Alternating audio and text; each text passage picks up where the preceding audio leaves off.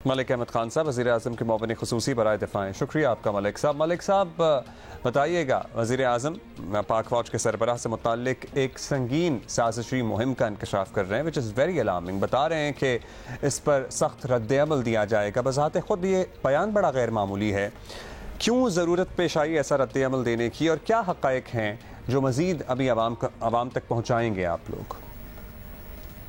جی بہت شکریہ. دیکھیں یہ ایک بڑی ہی منفی کیمپین 3-4 دن سے، بلکہ کچھ اس سے زیادہ وقت سے ہم نوٹس کر رہے ہیں، جس میں ایک انتہائی اشتعال انگیز اور ایک انتہائی کبھی قسم کا پروپیگنڈا پھر ایک مخصوص پارٹی کے ایکٹیوسٹ کر رہے ہیں، جس میں وہ سیکیورٹی ادارے کے سربراہ کو حذف تنقید، نہ صرف کہ حذف تنقید بلکہ وہ اس میں تھریٹس اس میں جو ہیں وہ نظر آ رہی ہیں. تو یہ آپ بڑی سمپل اس کی ریزننگ ہے کہ اگر ایک سوشل میڈیا کی کیمپین پہ ایک تھریٹ کی جا رہی ہو اور لائف تھریٹننگ وہ تھریٹ ہو، جس میں یہ کہا جا رہا ہو کہ کسی کی جان کا نقصان کیا جا سکتا ہے، تو یہ تو ایک کلپیبل ایکشن ہے by all sense of law. اس پر کلپیبلٹی اٹریکٹ ہوتی ہے اور اس پہ جو بھی پینل دفعات لگنی چاہیے وہ لگنی چاہیے. میں اس کے ساتھ ساتھ اس بات کی پرزور مذمت کرتے ہوئے یہ بات کہوں گا کہ یہ رجحان مناسب نہیں ہے. پچھلے 20-22 سال سے اسی جماعت کے لوگ نفرت پھیلا رہے ہیں، ہیجان پھیلا رہے ہیں. اسی جماعت کے لوگ فالٹ لائنز کو ایکسپلائٹ کر کے اس طریقے سے وہ اپنی کوشش کرتے ہیں، جس میں ایک بالکل پولرائزیشن اور اتنی بڑی ڈویژن انہوں نے اس کو کلیویج کو اتنا برج کر دی ہے، اتنا بڑھا دی ہے کہ اس کے بعد اب اس انتہا پر پہنچ گئے. تو یہ جو 9 مئی کا واقعہ ہے کوئی اسٹینڈ الون واقعہ نہیں ہے، اس کے پیچھے ایک پوری کیمپین ہے. وہ کیمپین میں جیسے چیئرمین تھے اس جماعت کے، وہ خود لوگوں کو اشتعال دلاتے رہے، لوگوں کو اس طرف وہ بھڑکاتے رہے اس طرح سے کہ جب بھی کوئی ایسی سچویشن بنے اور اس میں پھر اس کا نتیجہ 9 مئی جیسا نکلتا ہے. تو میں وہ لوگ جو اس طرح کی کیمپین کر رہے ہیں ان کو تنبیہ کر رہا ہوں کہ اس کام سے باز آئیں. نام لے لے کر وہ لائف تھریٹننگ پوسٹ لگا رہے ہیں. This is will be delete with a very very firm hand. اس پہ کوئی دو رائے نہیں ہے.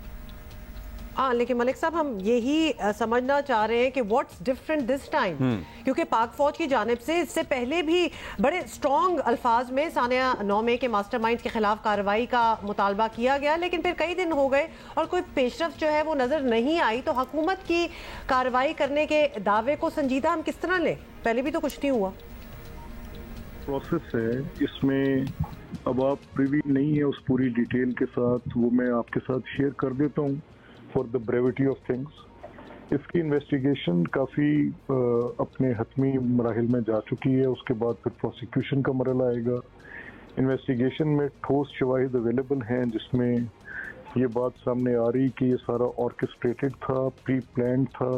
اس کے پیچھے وہ پوری ایکٹیویٹی نظر آ رہی ہے کہ کس طرح اس پارٹی کے ایکٹیوسٹ وہاں پہ لوگوں کو موبلائز کرتے رہے، ان کو وہ ہدف بتاتے رہے، کن اہداف پہ جا کر انہوں نے یہ آرسن اور رینسیک کیا ہے. یہ پوری ایک تفصیل ہے اور وہ تفصیل اس تفتیش کا حصہ ہے، صفحہ مثل پہ موجود ہے. اور یہ جب پروسیکیوشن میں جائے گا تو it will be in the public eye also. اچھا ملک صاحب یہ بتا دیجیے گا، چلیے اب آگے کس سٹیج پہ ہیں، بھی آپ نے کلیئر کر دیا، جو اشتعال انگیزی ہو رہی ہے وہ زیادہ تر سوشل میڈیا پر ہی ہے اور اس پر آپ کا اختیار نہیں ہے. اب ایک رائے یہ ہے یا ایک خدشہ یہ ہے کہ ایسے واقعات کو بنیاد بنا کر حکومت نہ صرف سوشل میڈیا پر کریک ڈاؤن کرے گی بلکہ اس انداز میں کچھ ریگولیٹ کرنے کی کوشش کرے گی کہ آزادی اظہار رائے ہی ختم ہو جائے. تو کیا ہم اس طرف جا رہے ہیں؟ نہیں دیکھیں، مجھے آنیسٹلی آزادی اظہار رائے میرے دل سے بھی، مجھے بھی بڑی دل سے قریب ہے اور میں اس کو بڑا جیلسلی گارڈ بھی کرتا ہوں. سوال یہاں پر یہ پیدا ہوتا ہے کہ آزادی اظہار کی آڑ میں آپ نفرت پھیلا رہے ہیں. تو ہیٹ سپیچ ویل ڈسکرپٹڈ ہے. ہیٹ سپیچ جس میں آپ وہ تمام چیزیں جو کہ لا میں ڈیفائنڈ ہیں کہ آپ نہیں کر سکتے، آپ اگر سوشل میڈیا کے پلیٹ فارمز کو اس لیے استعمال کریں گے کہ آپ اس کے ساتھ نفرت پھیلائیں، تو ہمیں ڈفرینشیٹ کرنا پڑے گا between freedom of expression and hate speech. یہ بڑی کلیئر لائن ہے، یہ لائن کراس نہیں ہو سکتی.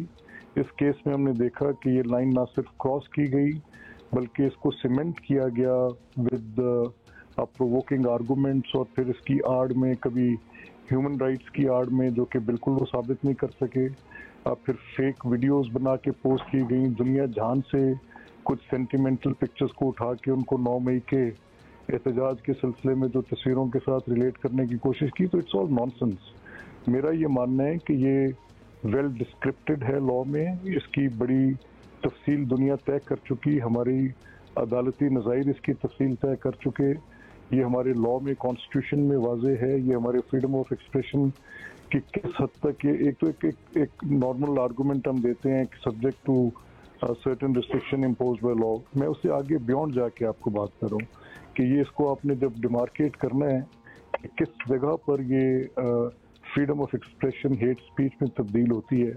जब आप किसी को गाली देते हैं, जब आप किसी की जान के ऊपर हमला करने की बात करते हैं, जब आप रैंसैक करने की बात करते हैं, जब आप मॉब माइंडसेट के साथ एम्बुलेंसेस को जलवाने की बात करते हैं, तो ये फिर सारी चीजें हेट स्पीच में आती हैं।